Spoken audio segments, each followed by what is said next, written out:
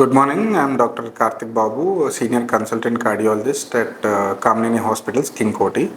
So ఇవాళ మనము BP monitoring methods and ఏ సిచ్యువేషన్స్లో మనం బీపీ మానిటర్ చేయాలనేది మనము will discuss about it. So అది చాలా ఇంపార్టెంట్. ఇవాళ రేపు చాలామంది బీపీ హై బీపీస్ కానీ లో బీపీస్ కానీ ఎక్కువ మంది ఫేస్ చేస్తున్నారు ఈ సిచ్యువేషన్స్. సో అలాంటి సిచ్యువేషన్లో మీరు ఎక్కడున్నా కూడా ఎలా మానిటర్ చేయాలి దాన్ని అన్నది will just discuss about it today. So there are 3 methods ఉన్నాయండి బీపీ మానిటర్ చేయడానికి. ఒకటేమో మెర్క్యూరీ స్పిగ్మో మానోమీటర్, ఇంకోటేమో అనరాయిడ్ స్పిగ్మో మానోమీటర్, అండ్ మూడోది digital oscillatory sphygmomanometer method. ఈ 3 మెథడ్స్ ద్వారా మనము బీపీ అనేది మానిటర్ చేయొచ్చు. మెర్క్యూరీ స్పిగ్మో మానోమీటర్ అనేది usually traditional gold standard method BP measure చేయడానికి. సో ఈ మెథడ్ ఏంటంటే మెర్క్యూరీ ద్వారా బీపీ అనేది సిస్టోలిక్ బీపీ, డయాస్టోలిక్ బీపీ అనేది మనము monitor చేసుకోవస్తుంది. Most widely used technique ఇది బీపీ మానిటర్ చేయడానికి. అండ్ అనరాయిడ్ స్పిగ్మో మానోమీటర్ అంటే ఈ అనరాయిడ్ స్పిగ్మో మానోమీటర్ అనేది యూజువల్లీ ఏంటంటే స్ప్రింగ్ మెకానిజం ద్వారా బీపీ అనేది మెజర్ చేస్తుంది. ఈ స్ప్రింగ్ మెకానిజంలో యూజువల్లీ ఏమవుతుందంటే ఇది అక్యురసీ అనేది బాగానే ఉంటుంది, కానీ ఒకవేళ స్ప్రింగ్ అనేది పాత పడిపోవడం కానీ కొంచెం ఖరాబ్ అవ్వడం కానీ ఉంటే మాత్రం అది అబ్నార్మల్, అంటే కొంచెం ఒక 5 mm కానీ 3 mm కానీ బీపీ ఎక్కువ తక్కువ చూపించే అవకాశాలు ఉంటుంది.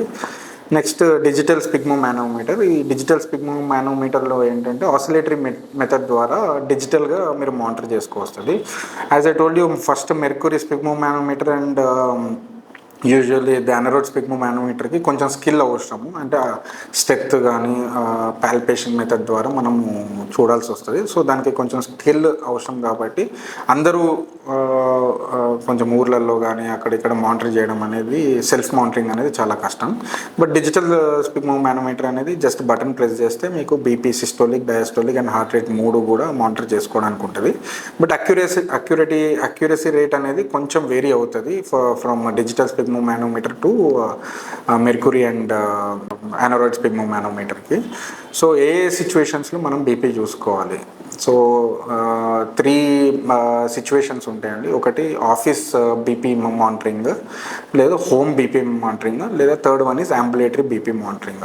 Office BP monitoring, home BP monitoring and ambulatory BP monitoring ఏ సిచ్యువేషన్స్లో మనం చూసుకోవాలి, ఏ కండిషన్స్లో మనం చూసుకోవాలనేది will discuss.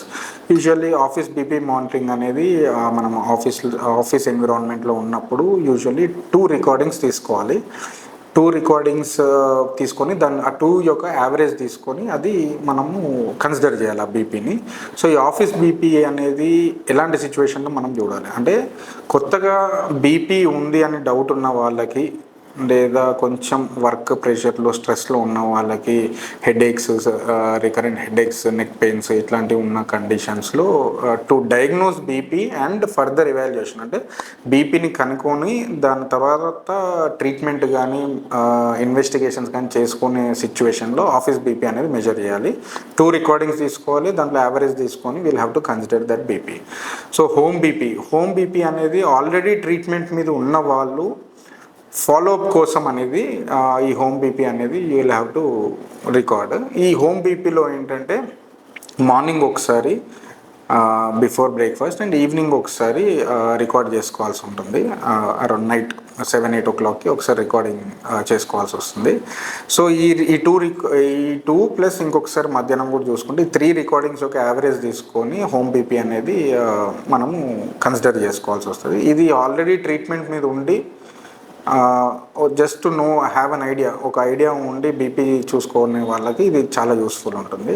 So next third one ambulatory BP ఎలాంటి సిచ్యువేషన్లో మనము కన్సిడర్ చేయాలంటే, ఇది అంబులేటరీ బీపీ అనేది మీకు అటాచ్డ్ ఉంటుంది మీ బాడీకి, కంటిన్యూస్గా 24 hours రికార్డ్ అవుతుంది. మార్నింగ్ డే టైంలో ఎవ్రీ 20 minutes రికార్డ్ చేస్తుంది, నైట్ ఎవ్రీ 30 minutes రికార్డ్ చేస్తుంది. ఇది 24 hours అంబులేటరీ బీపీ ఉంటుంది ఇది.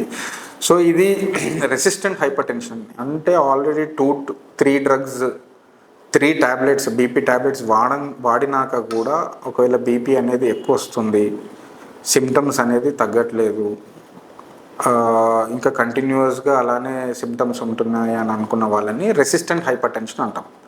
3 tablets for more than 3 still BP high ఉన్న వాళ్ళకి అంబులేటరీ బీపీ అనేది మనము రికార్డ్ చేయాలి.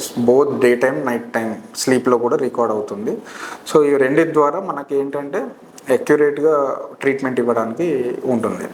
సో ఈ 3 methods, office BP, home BP and ambulatory BP అనేది 3 methods of 3 situations of measuring BP. And ఎలా బీపీ అనేది ఎలా మెజర్ చేయాలి? యూజువల్లీ బీపీ అందరూ చాలా కండిషన్స్లో, చాలా సిచ్యువేషన్స్లో మెజర్ చేస్తారు. కానీ ఎలాంటి సిచ్యువేషన్లో ఎలా ఉండాలి బీపీ మెజర్ చేసే ముందు అనేది నేను చెప్తాను. యాక్చువల్లీ ఏంటంటే యూజువల్లీ పడుకొని కూడా బీపీ మెజర్ చేయొచ్చు. కాకపోతే అదొక సిస్టోలిక్ బీపీ అనేది 3 mm పెరుగుతుంది, డయాస్టోలిక్ బీపీ అనేది 3 mm తగ్గే అవకాశాలు ఉంటుంది పడుకొని చూసేది. సో స్టాండర్డ్ మెథడ్ ఏంటంటే టేబుల్ మీద, చైర్ మీద కూర్చొని టేబుల్ మీద హ్యాండ్ ఆర్మ్ ఇలా ప్లేస్ చేసి మనం ఏంటంటే బీపీ మెజర్ చేయాల్సి ఉంటుంది. లెగ్స్ అనేది క్రాస్గా పెట్టి, ఫీట్ అనేది గ్రౌండ్ మీద పెట్టుకొని will have to check the BP. ఇది స్టాండర్డ్ మెథడ్. ఆ బీపీ ఎక్విప్మెంట్ ఏదైతే ఉందో కూడా హార్ట్ లెవెల్లో ఉంటే మనకు అక్యురసీ అనేది కరెక్ట్గా ఉంటుంది. అండ్ ఇవన్నీ చేసేటప్పుడు మనము పాటించాల్సిన విధానాలు ఏంటంటే ఒక 30 minutes ముందు, బీపీ చెక్ చేసే 30 minutes ముందు ఖచ్చితంగా ఫుడ్ తీసుకోకుండా ఉండాలి, ఎక్సర్సైజ్ చేయకుండా ఉండాలి, కాఫీ లాంటివి ఏం తీసుకోకుండా ఉండాలి, స్మోకింగ్ లాంటివి ఎలాంటివి తీసుకోకుండా ఉండాలి. అండ్ టెంపరేచర్స్ కూడా కోల్డ్ టెంపరేచర్స్లో కాకుండా నార్మల్ రూమ్ టెంపరేచర్స్లో ఒక 30 minutes అని ఉన్న తర్వాతనే మనం బీపీ చెక్ చేస్తే మనకు అక్యురసీ అనేది ఉంటుంది. సో ఇవన్నీ మీరు పాటించి చేస్తే కనుక మీకు బీపీ అనేది అసలు ఎగ్జాక్ట్గా ఎంత ఉంది అన్నది మీకు తెలుస్తుంది. Thank you.